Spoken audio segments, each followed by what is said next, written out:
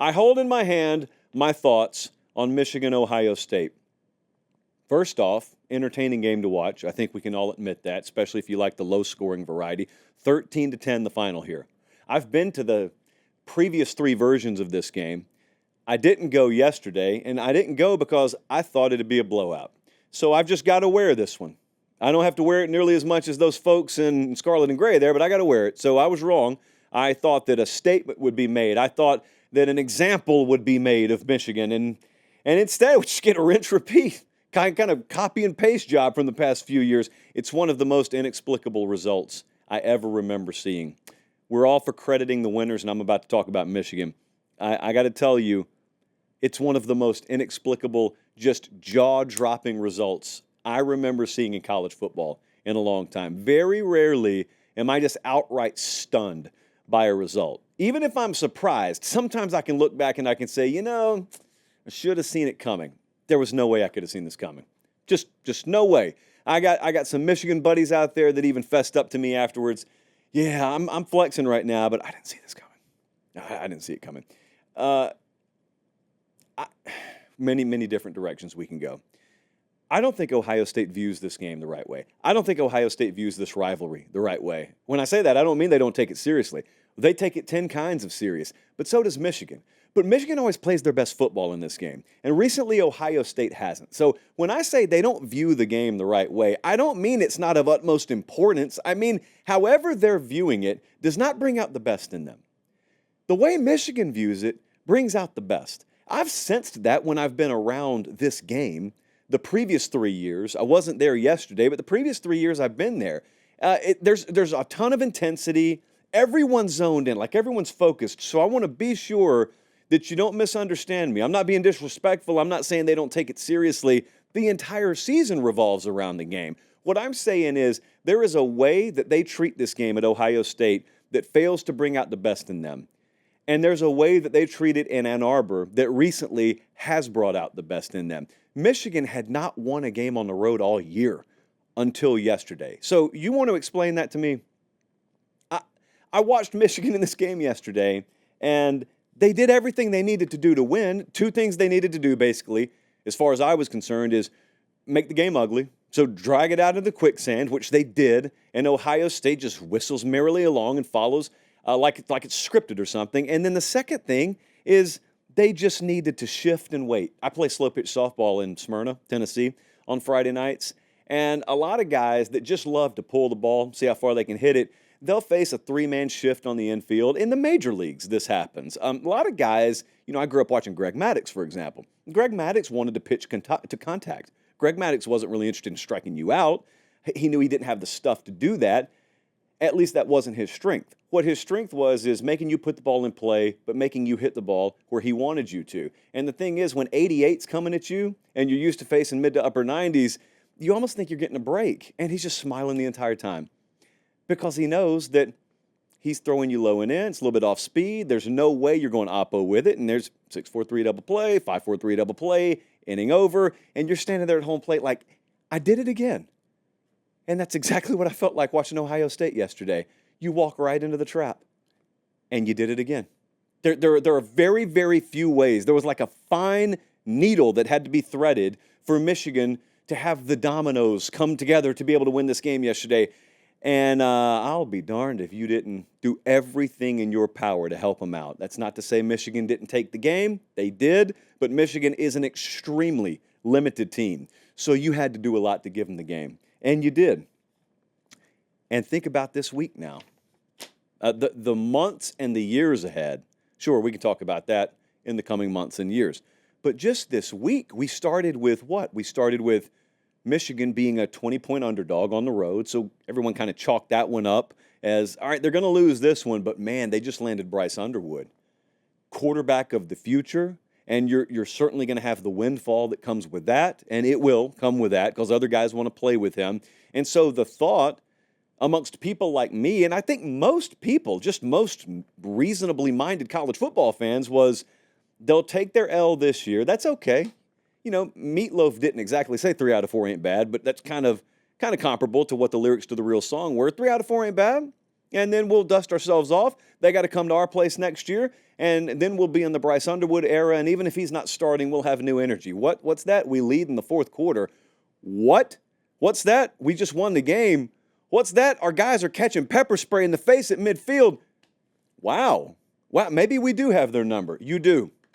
The fat lady didn't sing, but another lady did, and her name is Sarah McLachlan. Colin, roll the piano in here. Where else would we go for the Sarah McLachlan special in the Rivalry Week 2024 edition than the game, Ohio State and Michigan? Michigan, fourth straight win in this series. You know that. No Colston Loveland in this game. No Will Johnson in this game. A 20-point favorite at kickoff in the shoe, no less, Ohio State. Michigan, without their best players, no one cares. They just win anyway. Why? Because that's what they do in this game. It's the fewest points for Ohio State in a regular season game since 2011. That is the BCS era, all the way back pre-playoff. They had 2 missed field goals. They had 2 interceptions, one of them down in the red zone. They got shut out in the second half. This is Michigan's only road win of 2024. A lot of stuff's going to change after this game. Those combinations of people that work for Ohio State, that play for Ohio State, they'll never be together again. And the lasting taste in their mouth will be toting a 4th straight L at the hands of Michigan. I did not grow up a fan of either of these teams. I grew up in Columbus, but I grew up in Columbus, Georgia. It's not exactly a Buckeye stronghold or a Wolverine stronghold, although I grew up a student/fan of college football. So I respected the rivalry from a healthy distance, but I don't have emotional ties to either of these programs. And I say that to tell you, yesterday I was in College Station. I was getting ready to go to Kyle Field for Texas A&M, and I was watching this on the split screen with South Carolina and Clemson. You got like 1 foot out the door, but you're trying to see how these games end. And then I see how the game ends. I said, I can't believe this like 19 times. And then as I was driving to the stadium, just in the immediate aftermath, the dust is settling in your mind. I could not help but like feel sick. Just for Ohio State seniors, Michigan folks, you can tune this out because you cannot relate to this. All you do is win nowadays against these guys. They haven't tasted a win against you. These are really good players. Like these are high-level recruiting classes. These are guys that'll go on to play probably for a long time on Sunday. You are thought to be the apex program of the conference, except for when you go up against your rival, you keep finishing second best. But it's okay, we'll get him next year. And then next year comes, it's okay, we'll get him next year. And eventually you run out of eligibility, and you realize, I just went 0-3. I just went 0-4 against Michigan. That stuff stays with you for the rest of your life. It's a beautiful game, but it's only beautiful because of how high the tightrope walk is. It's 100 stories off the ground. At this level, there are consequences if you don't get the job done. With big glory comes big risk. And if you play in this game, if you coach in this game, anyone who's been around it knows it, but you don't have to have been around it to at least understand the concept that the rest of your life could have a scar on it, because that's how serious they take this stuff, as they should. And I love that about this game. If you don't get the job done at least once. There have been a bunch of Michigan folks a generation prior who had tasted no wins against Ohio State, but now there's just this little block. These last 4 years, there's this block in time where it's gone all blue. And you would think, if you're looking at it on the Wikipedia page, that must be when Ohio State was under NCAA sanctions. Nope. Oh, that must be when they had a bunch of coaching turnover. Nope. Well, that must be just devastating injury after devastating injury at the worst luck moment. Nope. They've been beat. Favored every time. 2 times at home, 2 times on the road, doesn't matter. They've been beaten. Sometimes they've gone on to the playoff after they've lost this game. It hasn't even been a quote-unquote down year. They just can't beat Michigan. I was around them in the spring. They made no bones about the idea that they were all in on 2024. They didn't try and hide it from anyone. They weren't bashful about it. All those guys came back for one reason, and that's we ain't beaten Michigan yet. We got to beat Michigan. Anything else that comes, that's wonderful. We got to beat Michigan. They went out and they did business in the portal with the sole purpose of beating Michigan. Those guys came back to beat Michigan. They staffed to beat Michigan. They portaled to beat Michigan. They did not care about 2025. That might as well have been over the edge of a cliff for this program, and they didn't get it done. You cannot, in 10 lifetimes, imagine how big a gut rip that is. Not even a gut punch. That's just a gut rip. You look down, and there's just a hole there where the rest of you is supposed to be. I know you can ask, where do you go moving forward? Well, I mean, you go to sleep and you wake up and you live your life the next day is the simple physiological answer. But this is the kind of stuff that can set a program back to where you almost are damaged goods. Some of the people associated with it are damaged goods. I'm not even just talking about Ryan Day. I'm talking about the people associated with it. I love these folks, man. I got a lot of friends in that program. I've got a lot of folks that I immensely respect. I'm not talking about friends. I'm not talking about acquaintances. I'm just talking about the truth. The truth is no different than if you're doing a group project and you keep failing and you notice that there's common thread over here. We got to get him out of here. We got to get her out of here. At some point, even if it's not their fault, they're just so tainted. They just correlate so much. You relate so much them to that failing result that you gotta hit the flush button just for the sake of your own mental clarity. That's a real thing. That is a very real thing, and I expect in the abstract, 50,000 foot, that'll happen. Now, to drill down onto specifics, you can't do that right now. Their season's not over. They're about to go to the playoff. They'll probably have a home game. But man, oh man, Ryan Day, you know the numbers. I'll read them once more because there are some folks who are sort of new to college football, and we welcome you. Welcome to college football's table. If you're new around here, well, this is Josh Pate's College Football Show. We do this thing year-round, nothing else. There's no NBA talk, no MLB talk. It's just college football year-round. It's free, and if you subscribe to the channel, it'll always be free. We appreciate you being here.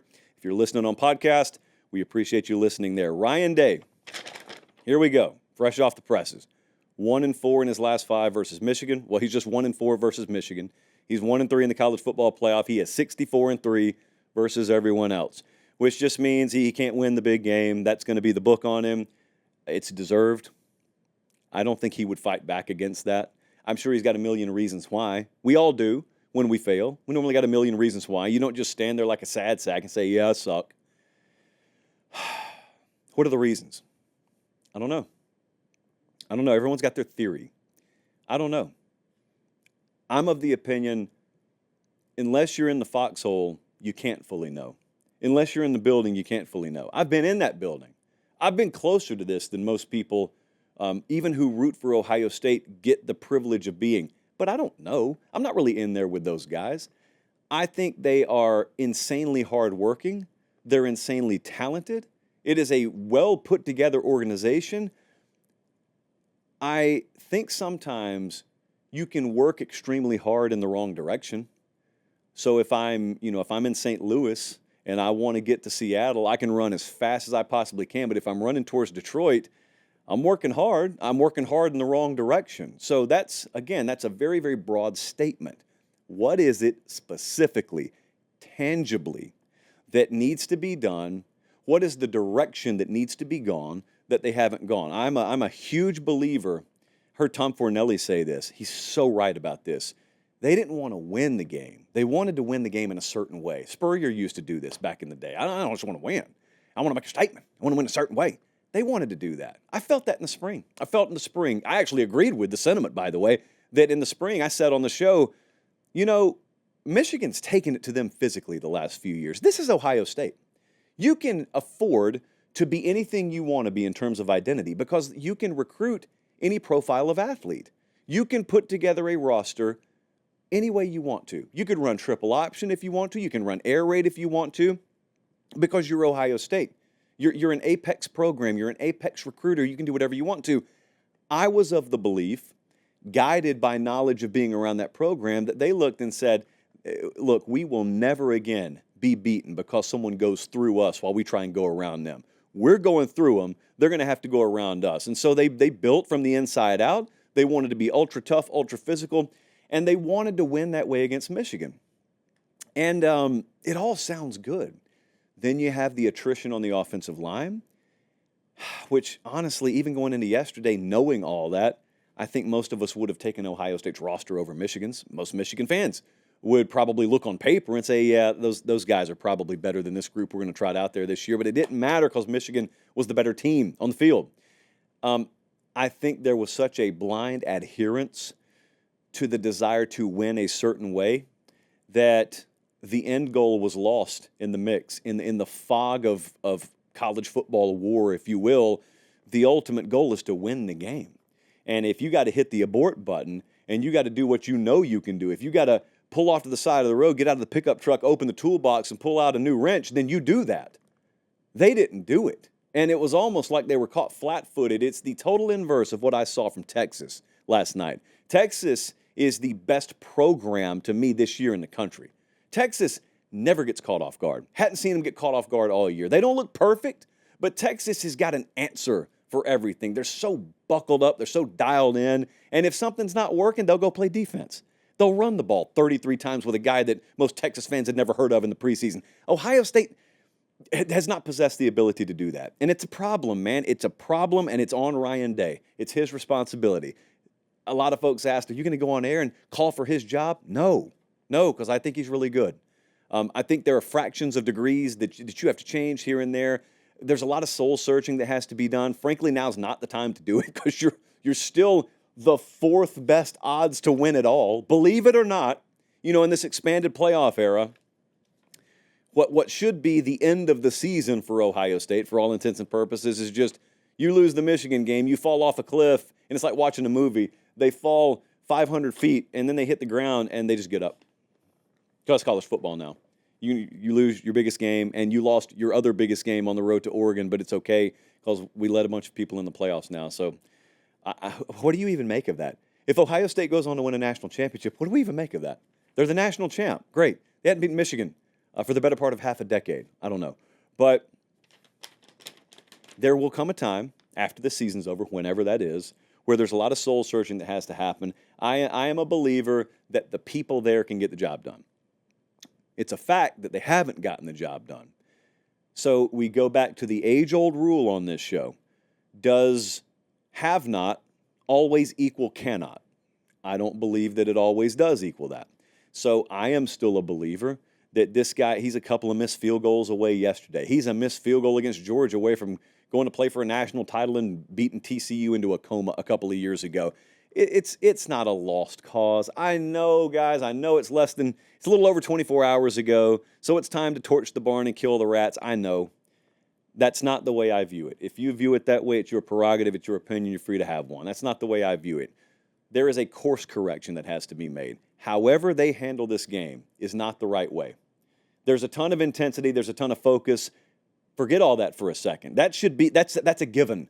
That's every rivalry, every participant in every rivalry game is going to be ultra hyped and focused, and they're all in. They're ready to put their face in the fan, over the cliff, all the things. You know the thing. But it's the micros. It's not the macros. The micros. Michigan's doing them right. Ohio State's not. You got to figure out why that is and change it. That's it. I think Ryan Day's the guy to do that. Maybe in the minority vocally tonight, but I believe that. But he's got to do it.